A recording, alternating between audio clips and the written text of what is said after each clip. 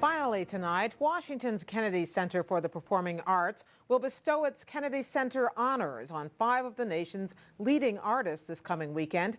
Jeffrey Brown recently had a chance to sit down with one of them. He's known as the saxophone colossus, a name that dates to a 1956 recording Sonny Rollins made when he was 26, and a title he continues to hold as one of the all-time greats of jazz.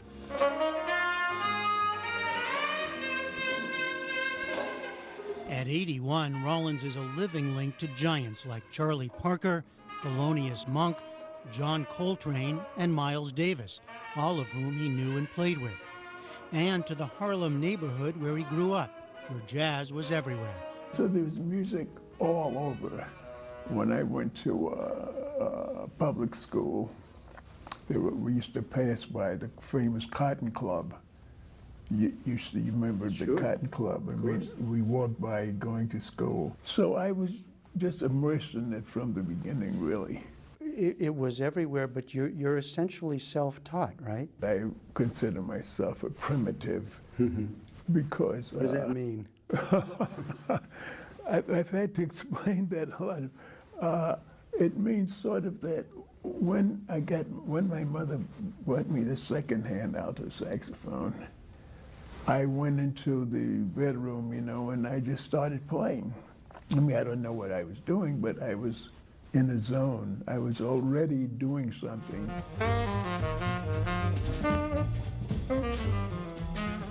In fact, Rollins was a sensation even as a teenager and performed and recorded with leading players of the day.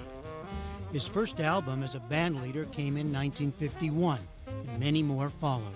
Playing with those great people like Charlie Parker, Thelonious Monk, Miles Davis, and all those giants, I wasn't afraid because I felt that I belonged there.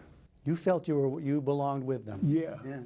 But I was still in awe of them, and it was, I mean, I didn't feel I was equal to them. I'm not saying that, but I felt that, especially they accepted me, but I felt that I was where I was supposed to be at. So it was quite a wonderful experience in a way. You know, one of the things that people have long admired you for is the ability to, and I always hear this phrase, find fresh musical ideas.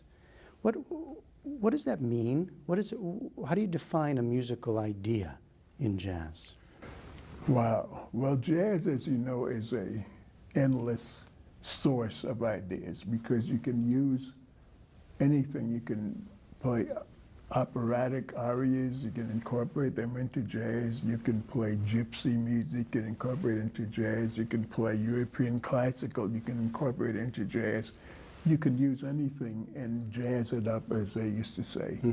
Show tunes. Show tunes. Yeah. I know all these show tunes. Yeah. And it's great because they're still there and they come out at strange times. And where does the improvisation come in?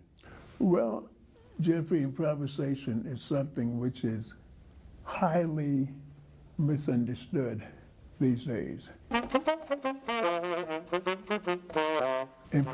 think my friend Branford Marsalis, saxophonist, he explained it very good. Improvisation is really not so much remembering things, and this is what I do when I play. I forget things.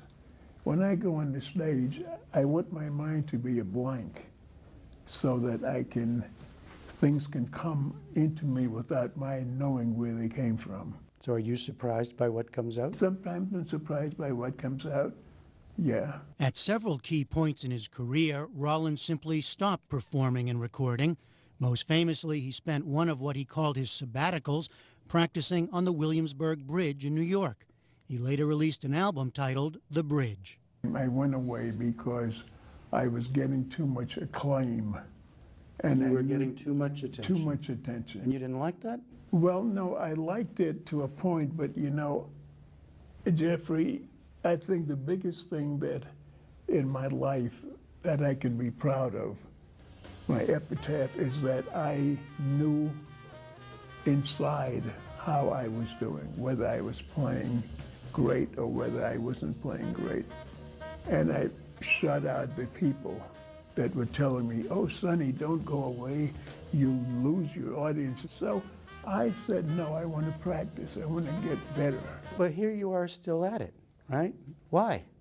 Surely you don't need to be out on the road performing. It's hard being out on the road, but jazz is kicked around, it's down, and it's getting a little bit of appreciation, it's getting a little bit of respect. So I feel that I have an obligation to jazz and also to myself to play as good as I can play. I haven't reached that point yet. You really feel that? You haven't reached your own? You're not satisfied with your... No, I'm far from satisfied. I'm far from satisfied. That's why I'm still practicing. These days, Rollins performs about 24 times a year. His last two albums, titled Road Shows Volume 1 and 2, were recorded at concerts from around the world. And now he's being honored as one of this nation's foremost artists, joining other jazz greats such as Ella Fitzgerald, Count Basie, Dizzy Gillespie, and Dave Brubeck. You know, we started talking about that era of your childhood in Harlem. You're one of the last ones left from that great time, right? Well, you must be aware of that. Does it weigh on you? Well, it does. All my friends are gone. Miles, Coltrane, Monk. I mean, in a sense, they're gone, but not really. I'm the last guy, but in a way I'm not, because when I'm gone, my music is going to be here. So we're all still here. We're all still here.